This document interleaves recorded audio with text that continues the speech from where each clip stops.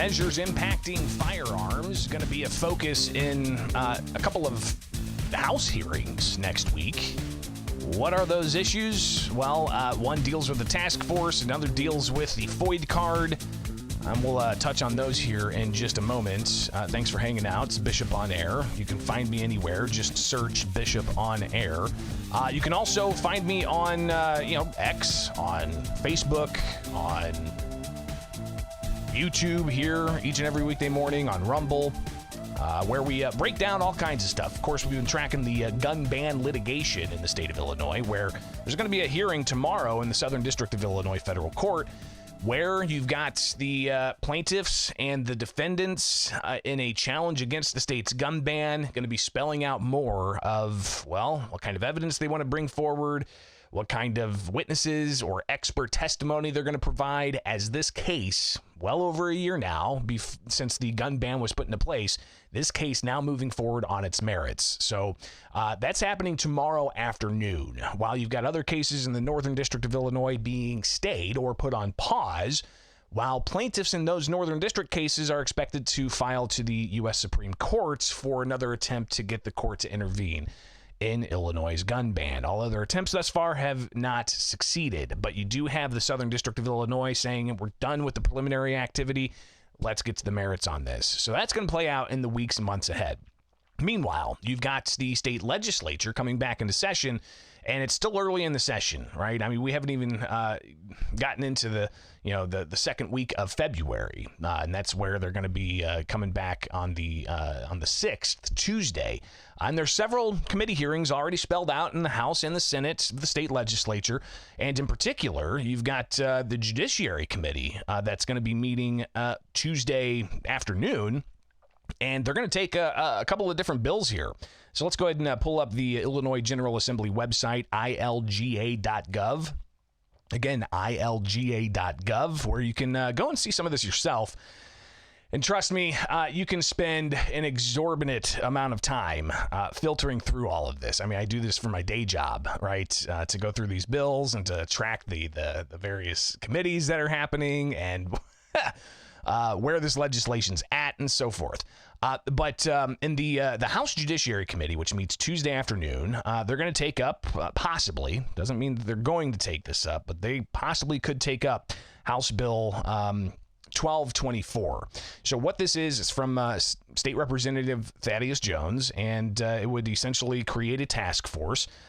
24 police officers appointed by the director of the Illinois State Police, provides that members of the task force shall have a chairperson, that the members of the task force shall receive no compensation. But what's the ultimate goal of the task force? They shall meet at least once monthly to study ways to reduce violence in local communities caused by the illegal use of firearms, and to make recommendations to the governor and General Assembly on suggested legislative solutions to the problem. Provides that the task force shall submit an annual report to the governor and the General Assembly before the 31st of December of each year, and final report 5 years after the creation of the task force. So it's the Ileana Task Force that they're wanting to create to try to find solutions to the ongoing crisis of violence with firearms. And as we just talked in the previous segment, that's impacting Chicago quite significantly. But you also have another measure that could come up in the House Judiciary Committee. This one from Republican State Representative Amy Ellick. Deals with firearms, but in a different way. So let's go ahead and pull the synopsis of this bill up. It says that, and this is House Bill 4260. Again, bills that are going to have potential hearings in the Illinois House Committee of the Judiciary Tuesday. So Tuesday afternoon, they could bring this bill up as well in committee. House Bill 4260 deals with the FOID card, the Firearm Owner Identification Card, and concealed carry. So let's just read through the synopsis here. It amends the Firearm Owner Identification Card Act, provides that the Illinois State Police denies if they deny an application for or revoke and seize a FOID card because an individual has been a patient in a mental facility. The notice to the applicant or cardholder of denial of an application for or revocation of the person's FOID card shall include the date or dates of admission of the person to the mental health facility and the name of the facility. How I'm interpreting that is if you're going to say that this person was on a mental health check of some sort, and that's the prohibitor for them having their FOID card, then you gotta show what your evidence is, right? I mean, it's this whole idea of you get a chance to face your accuser. So if state police say this person had a mental health issue, they were hospitalized for mental health reasons, which would be a prohibitor, depending on that level of hospitalization, then they would have to essentially provide the documentation. So going back to this, you've got they have to provide not just the facility, but also the dates and such. It also provides that if the FOID card review board does not, within 90 days of filing the applicant's appeal of a denial of a FOID card or revocation of a FOID card, then if they don't render a decision within the 90 days, the failure to render a decision shall constitute a rejection of the appeal, and the applicant or cardholder may appeal to the circuit court for relief. It provides that the cost, and this is separate, this is kind of another issue within the FOID card and the concealed carry system for the state of Illinois, but Amy Ellick's bill could also provide the cost for replacing a combined FOID card and CCL is $5 if the person's changed his or her address. And it amends the Firearm Concealed Carry Act to make various other changes as well. So again, that's just a couple of different bills that are going to be heard possibly in committee next week in the Illinois House. So again, Tuesday they come back and they're going to be dealing with a whole host of things. It's not just these two issues. They've got stuff on insurance. They've got stuff on education. They're going to have discussions about getting more mental health workers in the mental health system in Illinois.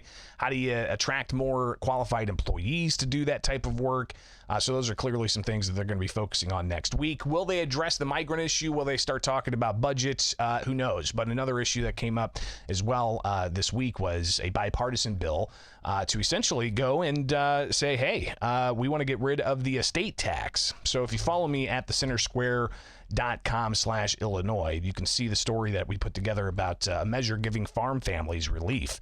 And this, of course, is a bipartisan push with State Senator Dave Kaler and Republican State Senator Sue Rezin and a whole host of other legislators and farm advocates wanting to change the estate tax. So they may see this being debated and brought up. Again, go check out thecentersquare.com for more on that.